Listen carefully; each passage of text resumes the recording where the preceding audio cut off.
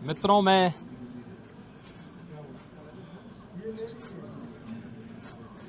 विधानमंडल की आज से प्रारंभ हो रही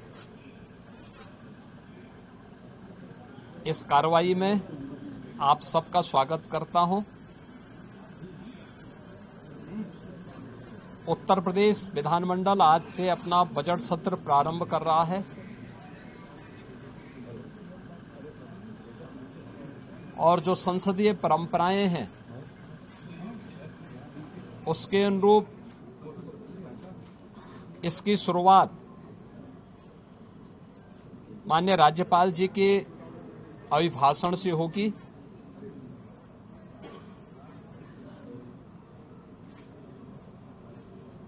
बजट सत्र में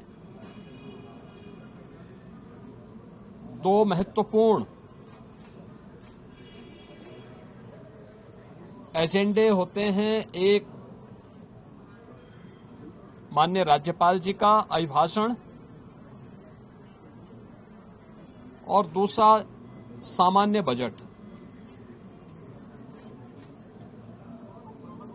माननीय राज्यपाल जी का अभिभाषण वह सरकार की उपलब्धियों और भारी कार्य योजना का सरकार का अपना एक दस्तावेज होता है, जिसे राज्यपाल जी के माध्यम से सदन के माध्यम से पूरे प्रदेश की जनता जनार्दन को समर्पित किया जाता है और यह सभी माननीय सदस्य फिर उस पर चर्चा करते हैं। ये सभी कार्रवाई को आज माननीय राज्यपाल जी के द्वारा अपना अभिभाषण समेत सदन को संबोधन के माध्यम से यहां दिया जाएगा। दूसरा सामान्य बजट 11 फरवरी को वर्ष 26-27 का सामान्य बजट प्रस्तुत होगा और फिर इस पे चर्चा होगी। फिर अंत में अनुदान मांगों को पारित करने के साथ ही बजट सत्र जो आज 9 फरवरी से लेकर के 20 फरवरी तक चलेगा, यह बजट सत्र का एक कार्यक्रम हम लोग लेकर के आए हैं। आज माननीय राज्यपाल जी के भाषण के बाद जब अभिभाषण सदन के पटल पे रखा जाएगा, उसके तुरंत बाद उत्तर प्रदेश का आर्थिक सर्वेक्षण भी सदन में प्रस्तुत होगा। ये पहली बार कोई राज्य सरकार अपनी आर्थिक उपलब्धियों को लेकर के, क्योंकि जब हम लोग इस बात का उल्लेख करते हैं कि हम लोगों ने यूपी के बीमारूपन से इसको उभार करके भारत की इकोनॉमी के ब्रेक थ्रू के रूप में उत्तर प्रदेश को स्थापित किया है, उन सभी कारकों को और उत्तर प्रदेश की इस आर्थिक उन्नयन की इस यात्रा को भी जानने का अधिकार सभी माननीय जनप्रतिनिधियों को और उत्तर प्रदेश की जनता जनार्दन को होना चाहिए। हमने आर्थिक उन्नयन कितना किया है, उत्तर प्रदेश की प्रति व्यक्ति आय में क्या वृद्धि हुई है, एम्प्लॉयमेंट जनरेशन की स्थिति क्या है, उत्तर प्रदेश की वित्तीय प्रबंधन को कैसे हमने लगातार एक विषम परिस्थितियों से उभार करके उत्तर प्रदेश को पिछले 5 वर्ष के अंदर, पिछले 5 वर्ष से लगातार रेवेन्यू सरप्लस स्टेट के रूप में स्थापित किया है। इन सब को लेकर के आर्थिक सर्वेक्षण की रिपोर्ट भी आज सदन में प्रस्तुत होगी और मुझे लगता है कि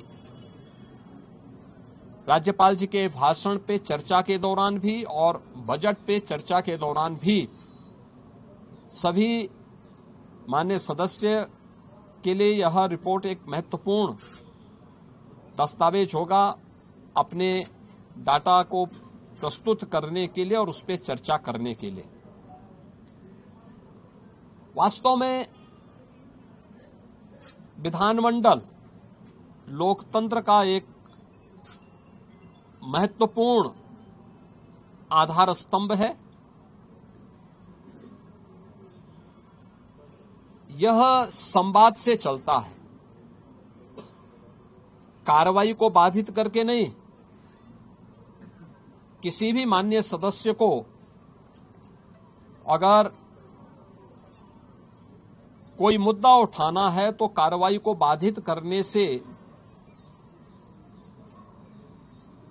वह एक प्रकार से जिन मुद्दों को की ओर ध्यान आकर्षित करना चाहता है उन मुद्दों पे को डाइल्यूट करने का प्रयास कर रहा है। हम लोगों ने बार बार कहा है कि सरकार संवाद से समस्या का समाधान पर विश्वास करती है। सरकार हर मुद्दे पे चर्चा परिचर्चा करने को तैयार है।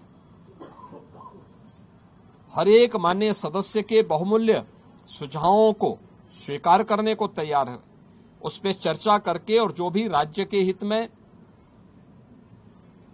आवश्यक है उस प्रकार का कदम उठाने के लिए तत्पर है, तैयार है। लेकिन कार्रवाई को बाधित न किया जाए, अनावश्यक शोरगुल से बचा जाए। यद्यपि पिछले 9 वर्ष के अंदर उत्तर प्रदेश विधान मंडल में कार्रवाई के नए कीर्तिमान स्थापित हुए हैं और हम विश्वास करेंगे कि बजट सत्र जिस पर पूरे प्रदेश की और देश की भी निगाहें होंगी, इस बजट सत्र को इन 2 महत्वपूर्ण सरकारी कार्यों के साथ ही तमाम प्रकार के विधायी कार्यों को माननीय सदस्यों के अपने महत्वपूर्ण मुद्दों को भी उठाने का एक मंच बनेगा। इस विश्वास के साथ मैं बजट सत्र के अवसर पर विधानमंडल के सभी माननीय सदस्यों का और इस पूरी प्रक्रिया को सुचारू रूप से संपन्न करने के लिए विधानमंडल से जुड़े हुए जो हमारे अधिकारीगण हैं उन सब का भी, आप सभी का भी मैं हृदय से अभिनंदन करता हूं और विश्वास करता हूं कि बजट सत्र उत्तर प्रदेश के विकास की इस स्पीड को और तीव्र करने में एक बड़ी भूमिका का निर्वहन करेगा। मेरा सभी पक्षों के माननीय सदस्यों से अपील होगी कि हमें विधायिका के सर्वोच्च मंच को जनता जनार्दन से जुड़े हुए मुद्दों पर एक सार्थक चर्चा को आगे बढ़ाने, संवाद से समस्या के समाधान की दिशा में एक नया मार्ग आगे बढ़ाने की दिशा में अपना प्रयास करना चाहिए।